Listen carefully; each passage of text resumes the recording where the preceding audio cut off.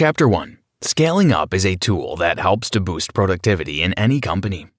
For most entrepreneurs, strengthening their business involves an audacious goal, such that they prefer to avoid it altogether. Scaling a business can be a scary process because there will be many changes within an organization.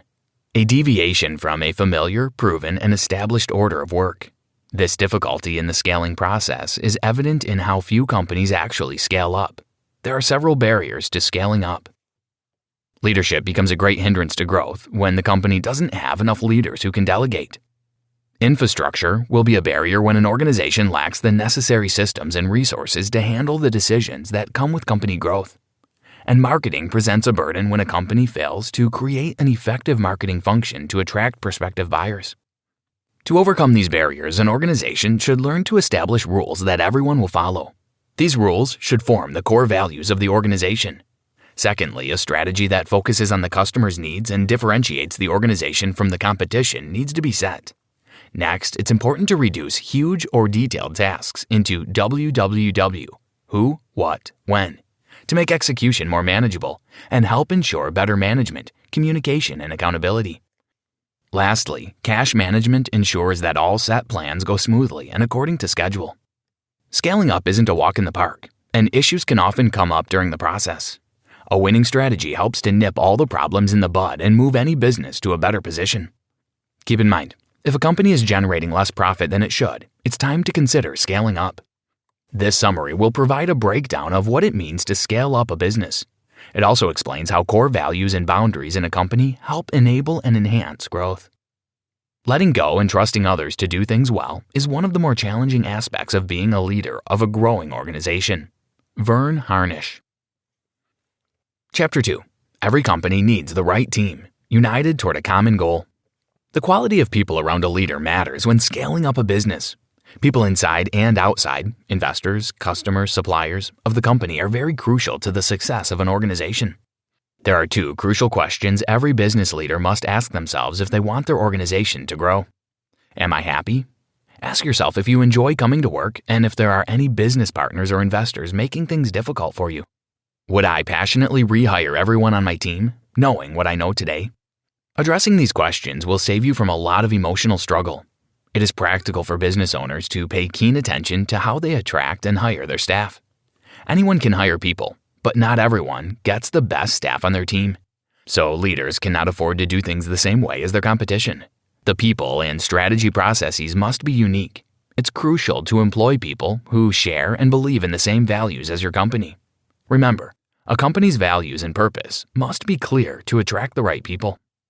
Sometimes business owners might need to put more energy into getting the right people to work for them because the bigger a company gets, the more intentional it must be about new hires. A company that doesn't divide its team by appointing the right people responsible, giving authority where due, and holding leaders accountable will implode. It is just like the human cell. It develops to the point that if it continues to grow and does not divide, it won't be able to take nutrients in and dispose of waste, causing it to die from within. Chapter 3. Great management is what makes the staff of any company happy and engaged.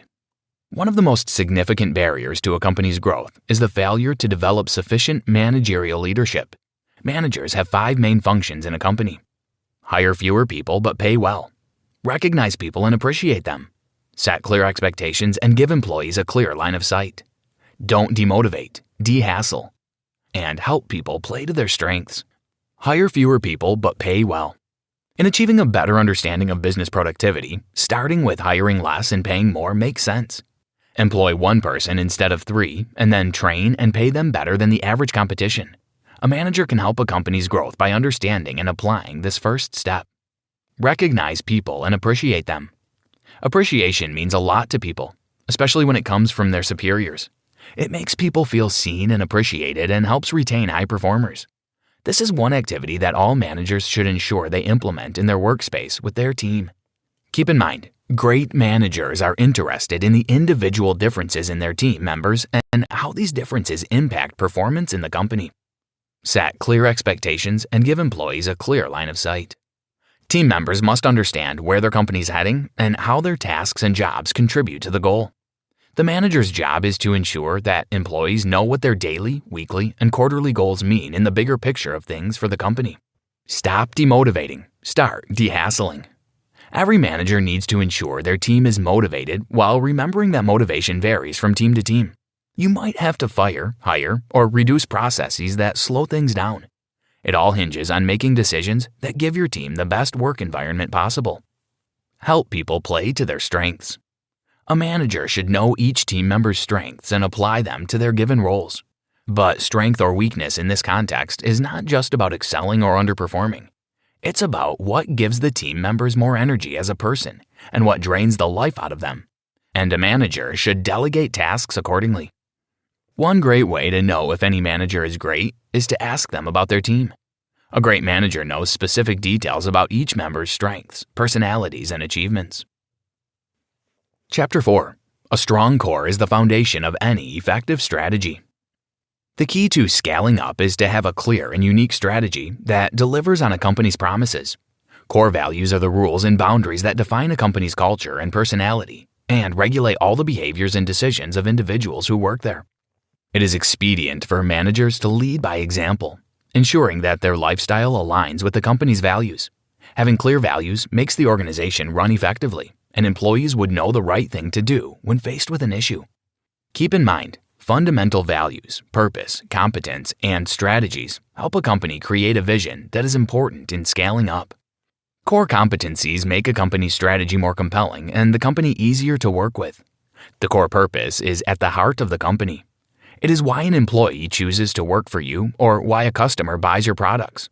The purpose of an organization should be heartfelt and go beyond making money, and the core competencies of an organization create boundaries. They don't limit the organization, but help its managers and employees understand what they are good at and how to work with their skill sets. If the core values are the soul of the organization, the core purpose, some call it mission, gives it heart. Verne, Harnish. In strategy planning, having everyone on the same page makes it easier. Everyone must know what strategy the company is using, and it should be as simple as possible. Chapter 5. An idea will remain a mere thought if not executed. Positive results should matter the most. To execute the strategy a company has come up with, every business leader must take note of the following: priorities, data, meeting rhythms. Priorities. Business managers should determine the most critical and measurable point their company needs to focus on for each quarter. An organization with too many priorities might end up not achieving anything significant. However, focusing on a single priority per time, for example, one task per quarter, makes a company more powerful and helps with setting goals that everyone can support. Don't forget, a healthy team is one where everyone's opinion is heard and considered. Data. An effective execution process involves data collection from either stakeholders or customers. Gathering data is of utmost importance. This puts the company ahead of its competitors. Speed is critical in sourcing information, and doing this routinely for as long as possible makes it easier. The company uses the data gathered as feedback to fuel decision-making. Management uses that feedback to get their employees' input on specific products or decisions the management team has made. This process streamlines the loop between employees and management. Gathering data is not the end of the process. Analyzing, getting feedback, and understanding how this affects your customers and your products gives the complete view. Meeting rhythm. After setting priorities and collecting data, the next step is creating meeting rhythms. Regular gatherings spaced out into daily, monthly, quarterly, and annual meetings help handle communication issues within the company and make achieving goals more manageable. It also gives room for the organization's members to discuss the crucial issues pertaining to the business. For business leaders to succeed at the execution of anything, they must learn to listen to their customers and employees, gather data, have a meeting rhythm to discuss the data they collected, and set priorities based on it. Goals without routines are wishes. Routines without goals are aimless. The most successful business leaders have a clear vision and the disciplines or routines to make it a reality. Verne, Harnish. Chapter 6. For any business to thrive, there needs to be a healthy, sustainable cash flow. Scaling up a company requires a lot of money. At this point, business owners need to look for ways to generate profit and cash flow internally, so they don't have to resort to getting loans. But this involves a lot of processes and ideas, and knowing the company's cash conversion cycle is essential. This cycle is the time it takes for the company to spend cash and for that same amount to flow back into the company. The shorter the cycle takes, the more money is generated. To effectively go through this cash conversion process, it's important to understand a few things, such as how much the company makes daily, reasons for late payments, and reward plans. Increasing the pace of every process in a company helps your cash conversion cycle. The faster things are produced, the quicker people can buy them. Also, eliminating mistakes in your processes helps make customers want to buy your product and pay on time. Customers hate mistakes in a company's processes. Remember, every step in the right direction culminates in the success of the company's core goals. In understanding the role of cash in upscaling, your cash flow is not the only important factor. Your accounting process is just as crucial. A proper accounting practice helps you make better financial decisions and understand trends. But accounting is not only for tax payments. It tracks your cash flow and aids in generating financial data, which helps predict future happenings and debt management. For instance, Harnish described a company that sought the services of Greg Crabtree's accounting team after running at a loss for 14 years, despite making $5 million in revenue. The company's earnings grew to $25 million within 5 years, generating real after-tax income and making the owner and the business debt-free. Did you know, according to the Organization for Economic Cooperation and Development, OECD, about 57% of leaders had experienced a moment of uncertainty when they were afraid that their business would fail. Conclusion.